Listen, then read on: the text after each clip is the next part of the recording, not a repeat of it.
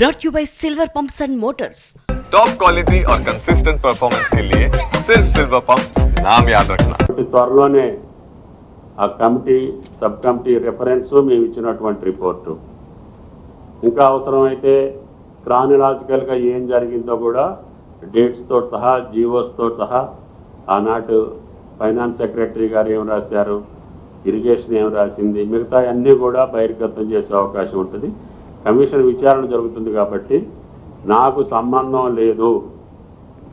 ఇది కేవలం రాజేందర్ గారు చెప్పినటువంటి మాటలు సత్యదూరం అని చెప్పదలుచుకోవటానికి, అది క్లారిఫై చేయడానికి మాత్రమే, మీకు వివరణ ఇవ్వటం మాత్రమే ఈరోజు నా బాధ్యతగా భావిస్తున్నా. తర్వాత దీని మీద ఏదైనా అంశం వస్తే క్షుణ్ణంగా జీవోలతో సహా ఆ యొక్క ఆర్డర్స్తో సహా ఎవరితోటైనా చర్చించడానికి నేను సిద్ధం. కాబట్టి దయచేసి పొంతం లేని ప్రకటనలు ఇచ్చి ఇంకా ప్రజల్ని మభ్యపెట్టో, ఇంకా రైతాంగానికి నష్టం చేసే కార్యక్రమాలను కొనసాగిస్తున్నాం.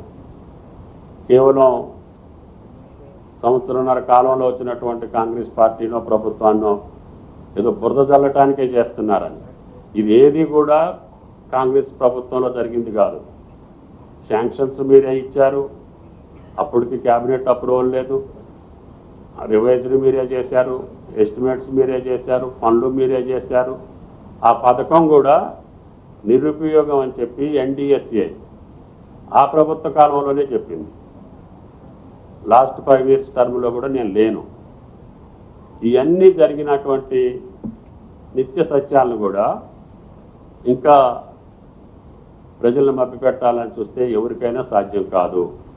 వాస్తవాలు కమిషన్ నిర్ధారణ చేస్తుంది. కమిషన్ రిపోర్ట్ ప్రకారంగా ఆయా సంస్థలు చర్యలు తీసుకుంటాయి తప్ప ఇటువంటి తప్పుడు ప్రకటనలతోటి మీరు ఇంకా ఎక్కువ రోజులు మభ్యపెట్టలేరని చెప్పి విజ్ఞప్తి చేస్తారు.